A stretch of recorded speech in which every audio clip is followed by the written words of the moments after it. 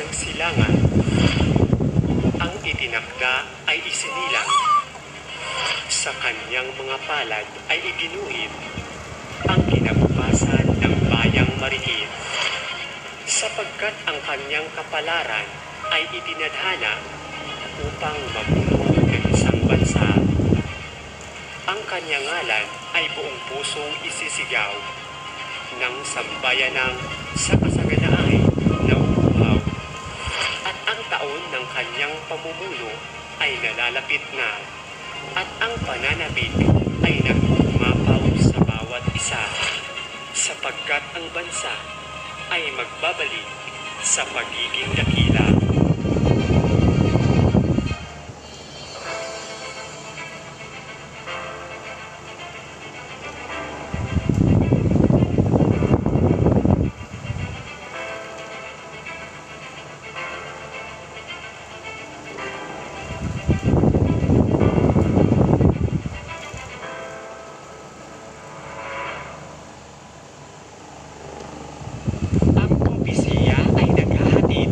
Mahahalagang mensahe ukol sa mga kaganapan na maaaring mangyari sa hinaharap. Ito ay magsisilbing gabay upang mapaghandaan ang mga magaganap, maging ito man ay masama o mabuting balita. Bagaman ang mga propesiya ng kasaysayan ay nagpapahayag ng kakilakilabot na kaganapan sa hinaharap. Subalit ang mga ito ay maaaring magawan ng mga hakbang at kaparaanan upang maiwasan o mapigilan. Ngunit ang ating magiging topiko sa ngayon ay nakatuon sa isang napakagandang balita ng tadhana, at ito ay may kaugnayan sa magiging kinabukasan ng ating bayan, at ang mensaheng ito ay umuukol sa natatanging tao na siyang ating magiging pinuno at magdadala sa atin sa kaluwalhatian at magbabago sa kasaysayan ng sanlibutan. Ngayon ay iisa-isahin natin ang mga taludtod mula sa mga sulatin ng isang taniyag na manghuhula na si Nostradamus. Handa ka na bang malaman ang mensahe ng tadhana? Narito ang mga taludtod. Sa 57 taon ng 17 na siglo, ang kapayapaan ng hustisya at tugon ng pag-ibig mula sa mapalad na lupain ng perlas ng silangan sa Asya. Isang batang lalaki ang isisilang. Ang pahayag na ito ay tumutukoy walang iba kundi kay Bongbong Marcos, sapagkat ang kanyang talabuhay ay nagsasabi na siya ay ipinanganak noong Setyembre 1957. Hindi pa man siya na ipapanganak, ang kanyang kapalaran ay iginuhit na ng tadhana, at ito ay naitala ilang siglo na ang nakalilipas.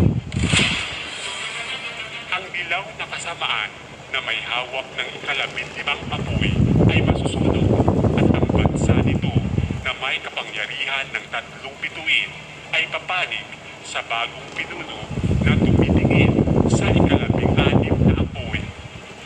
Ang dilaw na kasamaan ay kumakatawan sa naunang pinunong dilawan na tumutukoy sa 15 Pangulo ng Pilipinas, at ang taludtod na ito ay napatunayan sapagkat ang kanyang pamumuno na may uwad na hangarin ay tuluyan ng natuldukan, at ang kanilang kasinungalingan na naglinlang ng buong sambayanan ay unti-unti nang natutuklasan na siyang sisira at yuyurak ng kanilang mga angkan. Dahil dito, ang tiwala ng mga tao ay hindi nila makakamtan, at ang bawat Pilipino ay papanig sa kasalukuyang administrasyon. Even if you give me 20 years, I cannot do it. Maghanap uli kayo ng Marcos. Or someday, somehow, somewhere, that fellow will be elected in the generations. Mapalad ka, lupain ng pangako, ang unang gintong sinag ng araw na sumisikat habang ang araw sa tanghali ay lumiliwanag mula sa iyo. Ang kasalukuyang administrasyon ay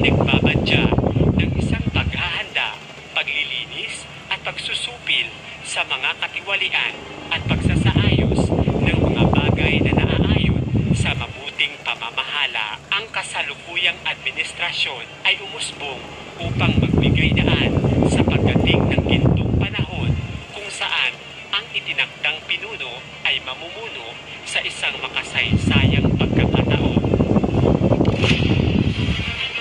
At ang kanyang pamumuno ay magsisimula sa taon ng tigre at siya ay igagalak at pipilitin ng mga tao na maging kanilang tagapagligtas na pinuno. Ayon kay Nostradamus, si Bongbong Marcos ay mamumuno sa Pilipinas kung saan ang taon ay kumakatawan sa isang tigre. Ayon sa mga astrologo, ang taong 2022 ay sumisimbolo sa isang tigre at ang taong ito ay ang hudyat ng isang makasaysayang pagbabago sapagkat ang itinakdang pinuno ay mamumuno at ituturing ng bawat Pilipino bilang tagapagligtas ng bansa. Lupain ng pangako ang lugar kung saan ang dakilang pinakamamahal ay babangon at makakabalik. Kaluwalhatian sa langit na naging pulang araw, asul na dagat at ang puting kulog. Ito ang luwalhati sa lahat ng kaluwalhatian.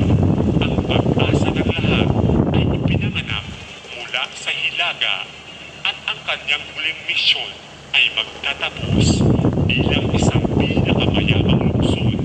Napakapalan mo, lupain ng pangako, ang tagapagpanumbalik ng Asya. Sa diwa ng dating Pangulong Ferdinand Marcos, ang kanyang natatanging anak na lalaki na si Bongbong Marcos ay mamumuno na siyang magpapatuloy ng kanyang mga hangarin para sa Pilipino. Ang kanyang huling habilin at testament ay nagsasaad ng infinity accounts o mga kayamanang hindi mabibilang. Ang libu-libong toneladang ginto, mga hindi pa nagpuprosesong diamante at platino ay lalong tumataas ang halaga dahil sa mga interes nito mula nang ito'y mailagak sa mga bangko sa iba't ibang bansa. Sinasabi na ang kayamanang ito ng mga Marcos ay kayang magpatakbo ng ekonomiya ng mga bansa sa buong mundo. Subalit ang kayamanang ito ay eksklusibo at magmamayari ng sambayanang Pilipino. Maraming mga grupo ang nagtatangkang nakawin o angkinin ang mga kayamanang ito. Subalit sa husay at talino ni Pangulong Ferdinand Marcos, maingat niya itong isinet up sa isang trust account na may sari-saring codename na siyang nagpapalito sa mga magnanakaw.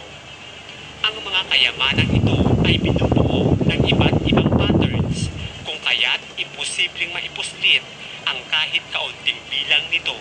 Katulad na lamang sa pagnakaw ng daang-daang toneladang ginto ni Aquino na ibabiyahe sana patungong Thailand, subalit agad itong nabisto ng United Nations, ngunit magpasa hanggang ngayon ay hindi pa rin alam kung naibalik na ito sa Bangko Sentral. Ang mga kayamanang ito ang tinutukoy ni Nostradamus na siyang babangon sa Pilipinas mula sa pagkakalugmok at ito ang magbabago sa buhay ng bawat Pilipino. Si Bongbong Marcos ang magiging daan upang maipapatupad ang humanitarian program sa Pilipinas na siyang kalooban ng kanyang ama. Ang mga Pilipino ay kinakailangang magkaisa upang maiupo ang karapat-dapat na lider ng ating bansa. Tadhana na ang nagsasabi kung sino ang nararapat na mamuno, ang pinunong hindi lang itinakda, ngunit taglay ang lahat ng karunungan sa pamamahala. Ngayon ay simulan mo na ang pagbibilang ng mga nalalabing araw patungo sa katuparan ng mga naitala. Mabuhay ka, bansang pinagpala, ang tigre ng Asya.